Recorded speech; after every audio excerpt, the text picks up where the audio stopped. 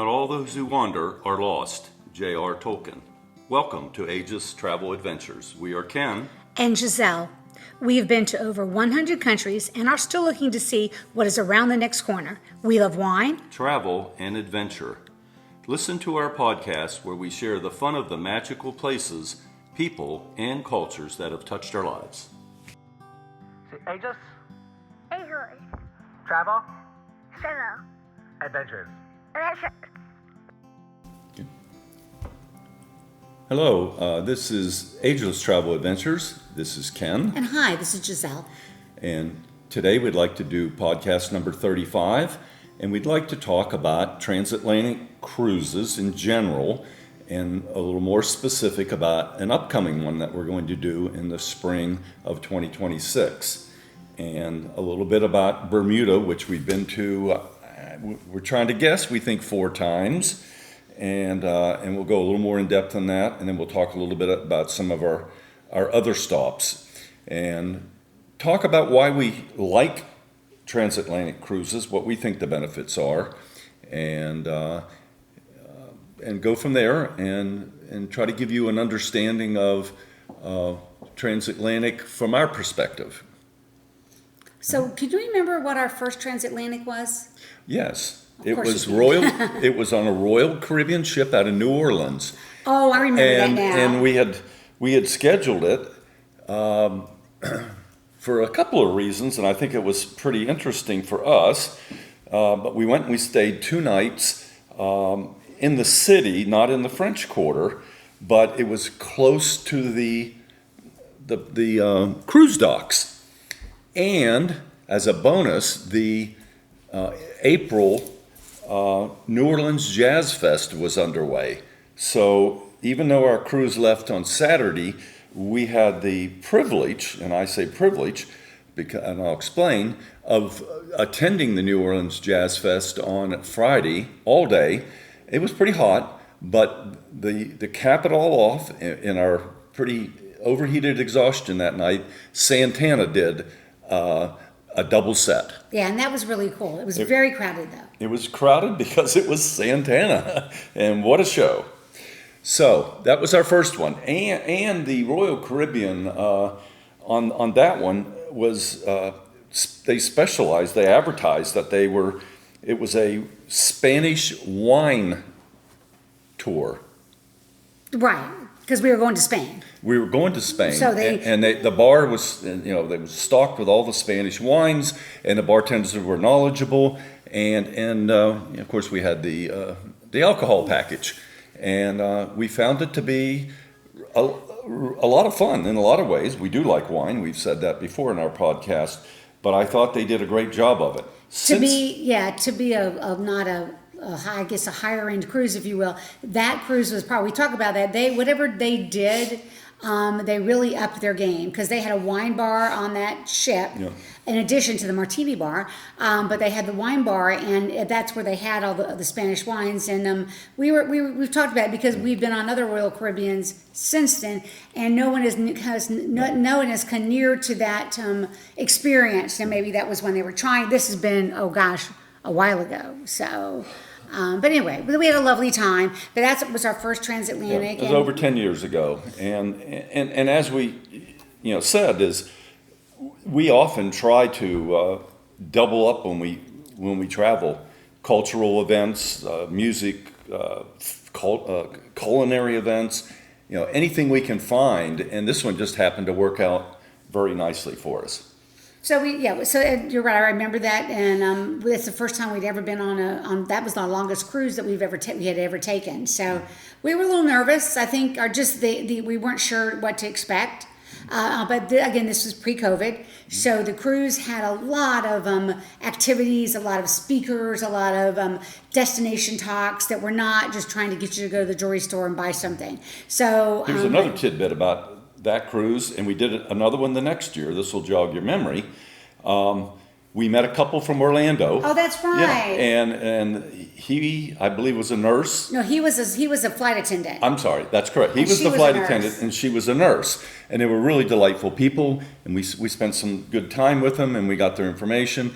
And the next year, we did another transatlantic, and by goodness, they were there on again. it. They were there Yeah, again. right, yeah, so Small world. anyway, so we've done, and we discovered along the way that we really enjoy the leisureliness, if that's a word, of going on the cruises, the transatlantics, because it's just, yeah, it's relaxing. We enjoy sea days. Some people, not their thing, but we enjoy sea days, especially if the ship has a good library. I'm all about that, and just enjoying it, just chilling and hanging out. So, and Right. we're not the king and queen of trivia, but we do enjoy it. We're not cutthroat. We don't beat anybody up. That Most cruises have trivia usually in twice a day or ish, yeah. So. afternoon and the evening, and we do enjoy it.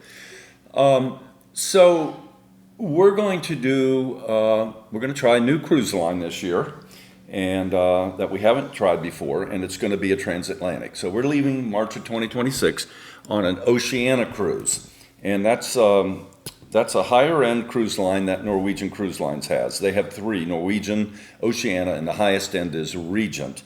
And Regent is billed as an all-inclusive, everything included. This one was interesting, and you'll find it when you start looking at transatlantic cruises, the prices seem to be lower than you would expect for the number of days. Because you don't have as many port days, and you don't have many port taxes, so that Partly, and it's a repositioning cruise. So in the case of spring ones, it's ships going from the winter season in the Caribbean, which is extremely popular, to the Mediterranean season, which is summer, and they need to move them back and forth. And honestly, ours is coming up is 15 days long. If you got 2 weeks vacation, that's it. I mean, Yeah. so it's not something that everybody has time to do. right. So they do lower the prices on most of them to entice people and to fill up the ships. And so we enjoy it. Plus, you go to a few stops, and so this one, I think our first stop is Bermuda, right? It is. We have 5 stops on this one.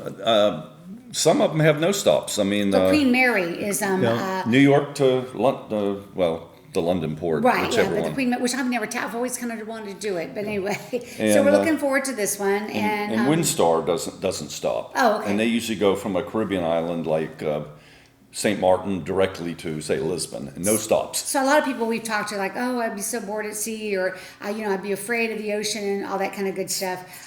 We've never had bad experiences. Well, we've had a few rough ones down on transatlantic, but nothing like the last one when we were in the North Sea. But I think you'll find if you enjoy that idea, you can hang out.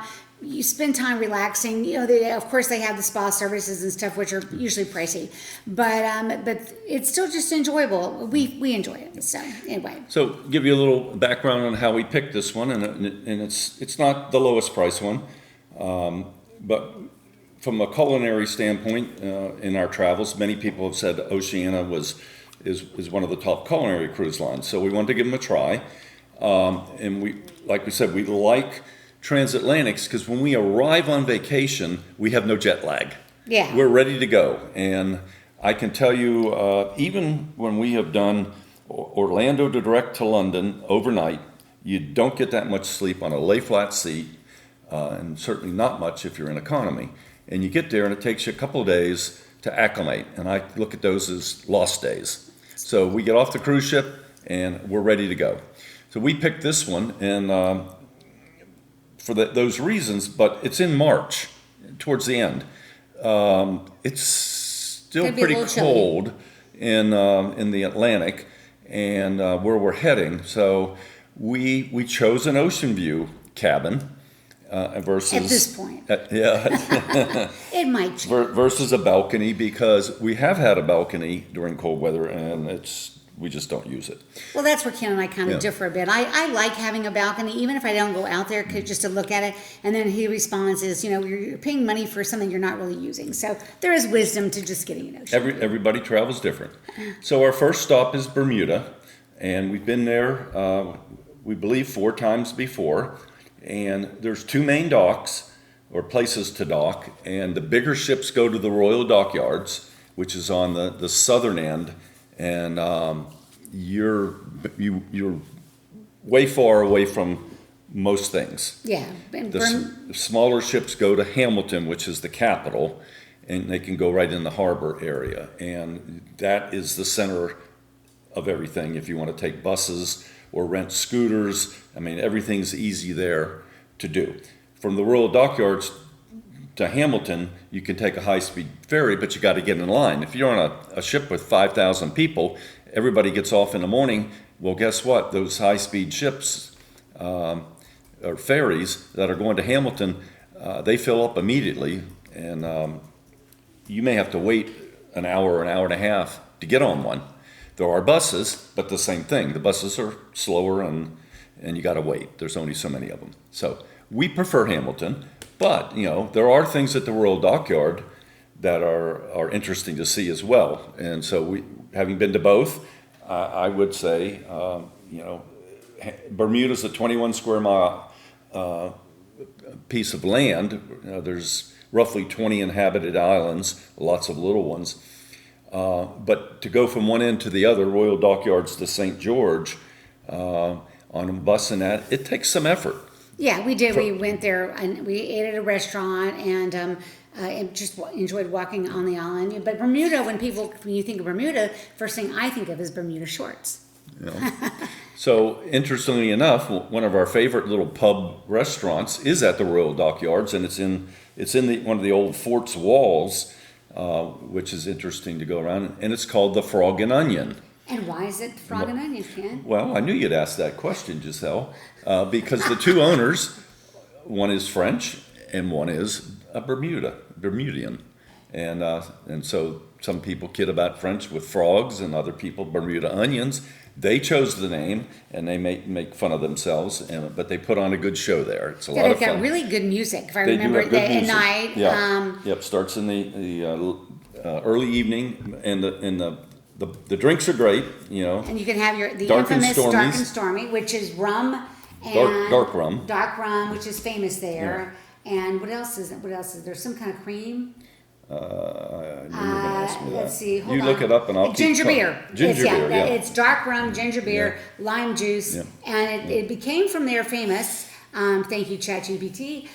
Because back in the day, the British soldiers needed to cut the rum. Don't ask, I'm sure surprising soldiers wanted to cut their rum, but the only thing available was ginger beer. So, and they used what was on hand, thus the famous drink from Bermuda's, the Dark and Stormy. So Bermuda is it's a very safe place. The Bermuda dollar is pegged to the U.S. dollar 1-to-1. I would never say that it's cheaper there than the U.S. Because so much stuff is imported, but it's a very interesting set of islands. So I highly recommend putting it on your agenda. Buses are easy to use from anywhere, but again, if you're at the Royal Dockyards in the morning and there's 5,000 people unloading, it takes a while to get one. That's why we like Hamilton. There's a big bus station within walking distance of the dock, and they go everywhere from there. And of course, because it's British, most people speak English, so it's easy. I think everybody pretty much does. All right. So, But they yes. have that lovely lilt, that island lilt. It's just delightful. Like I said, there's some, when you get off, there's some really cool glass shops, and there's things that they do there locally. We've never purchased any of the local items per se, but it's very nice. We've enjoyed every time we've gone there. What is it?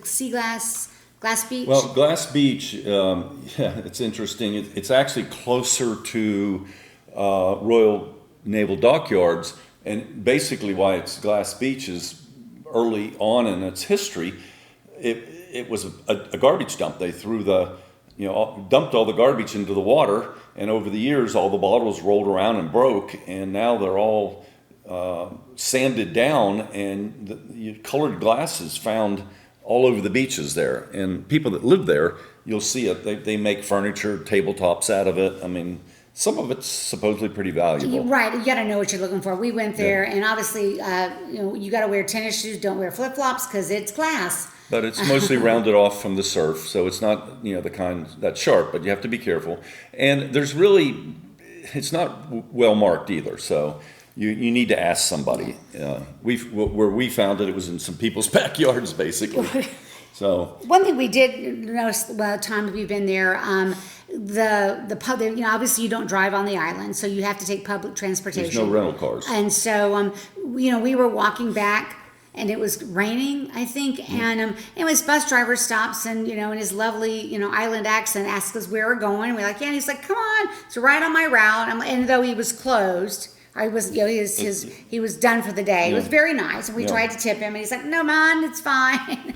So anyway, you'll find the people there very friendly, well, this has been several years ago, but not aggressively hawkers and things like that. Not at it's all. very more, because it's a British, it still is, it has British history. It's very much more reserved. Yeah. And things, like I said, things are a little higher in, a little cost, a little more pricey. Than Caribbean islands.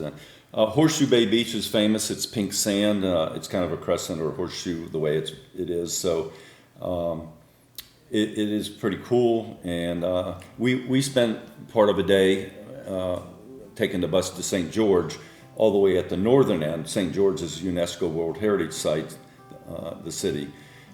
Crystal Caves, there's two of them, Crystal and Fantasy. We recommend Crystal. And it's very fascinating. And you take a boat tour in the cave, and then when we came out, we were hungry, and right across the street was sort of a weathered wooden